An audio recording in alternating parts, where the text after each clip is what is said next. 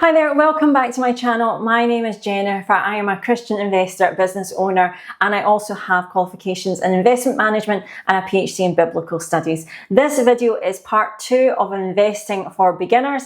If you have missed out part 1, I'd recommend you go and check it out. We talk about some of the basic terms of the stock market. So if you are brand new to the stock market and the terms, you're thinking about investing, I recommend you check out that video first. That being said, if you've watched video 1, let's kick off with video 2, where I'm going to help you pick the investments that you want to make and to think about some of the fees and charges that are involved in it. So how do you pick what you want to invest in? Well, it has to be a decision that only you can make. There's two main routes. Either you can hire someone, a financial advisor in your local area, or perhaps a company, a financial investment company, or you can do it yourself. Now, for me personally, I decided to self-teach, and all my choices about my investments are based on what I want to invest in and what I want to support in the world. An investment manager or a financial advisor, they will have access to products in particular that they would like to use. Sometimes a financial advisor will also only have certain products they can recommend to you,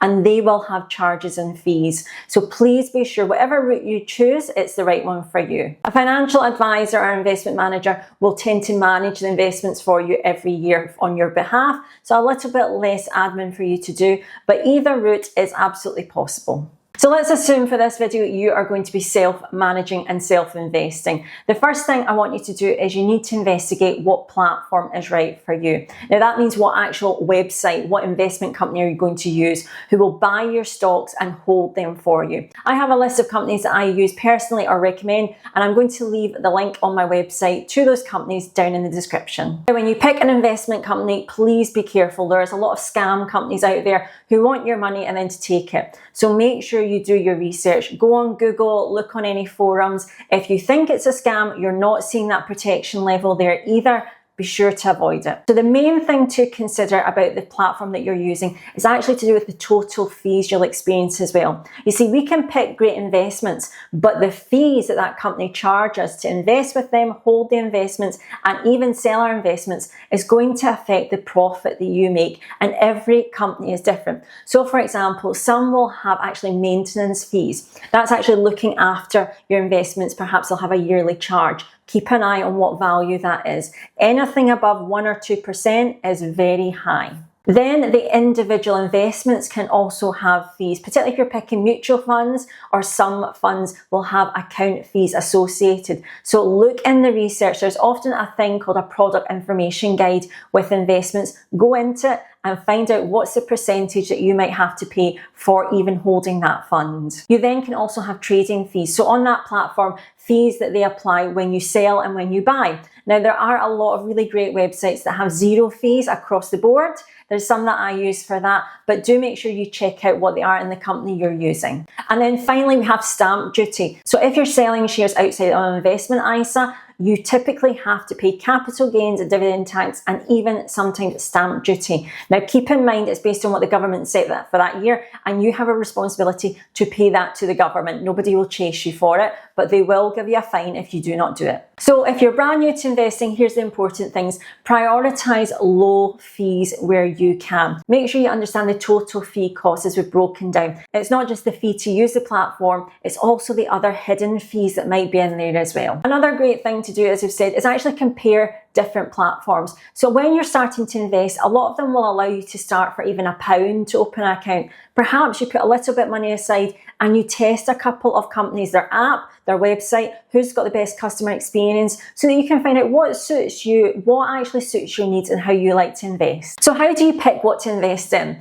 Well, this is completely down to you. You should not be taking anyone's advice in particular unless you are absolutely sure it's the right one for you. But generally, I would say to beginners, pick index funds and trackers. As I mentioned in the previous video, these are the way to actually buy lots of different companies, and it's usually a league table you're buying. So that's usually the top performing in a region or a sector. So they're doing the work for you. They're actually giving you the top performing companies that are going to hopefully make you money long term. And I've said before in many videos, but you have to be comfortable with your investment going up and down. You have to be very neutral and not allow it to emotionally trigger you, because it's long term value. It's not day to day. we're expecting this to grow 5, 10 years in the future. Now, as you get more confident with how the stock market works, you understand how to invest, what you're investing in, that's where you can branch into individual companies, individual investments, and perhaps even thinking about cryptocurrency and commodities and physical assets. Now, when you're actually looking for a fund, you've picked the industry, the sector, the companies you want to invest in. How do you figure out what you actually pick?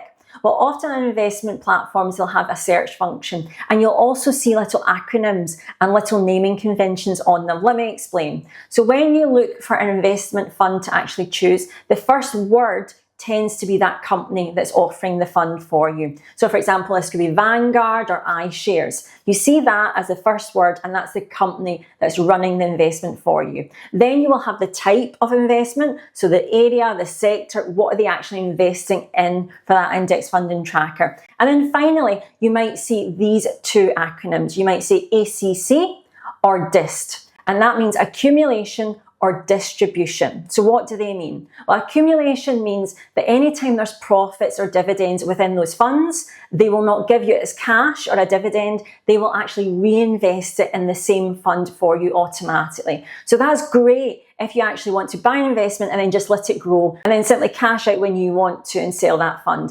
It's particularly good in a general investing account because you won't need to pay dividend tax on any dividends you receive. The distribution version is actually where you do get the dividends every month or quarter or year that they're paid out. So you'll usually see that as cash in your investment account. Now, it's your decision then, do you withdraw it or invest it in what you want? But that's the two choices that you'll generally see. If you don't see those abbreviations, then generally the account just holds its value and doesn't tend to pay a dividend. Now, before I carry on, because I talk about investments and money management, I tend to have people that pretend to be me. It goes without saying, all my social media accounts are verified. They've got that blue tick at the moment, so you know it's actually me. I do not have any investment schemes, any ways to get the latest deals. So if someone approaches you pretending to be me, please ignore them, please report them to me, and I will take action accordingly. I do though have books and apps and other things that can help you manage your money. I do not sell any investment. So the last concept that's really important to you when you're thinking about investing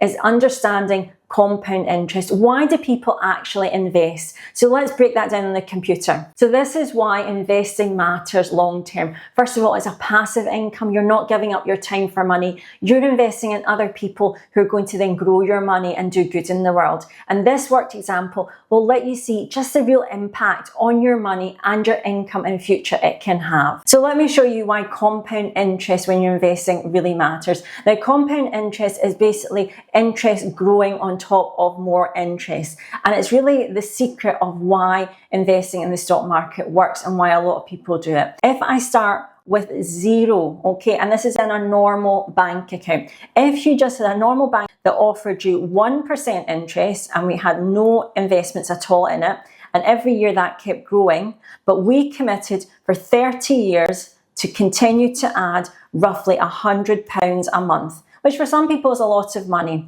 So this is the reality of it. If you did that with 1% interest, you would have a total investment of £41,933.19.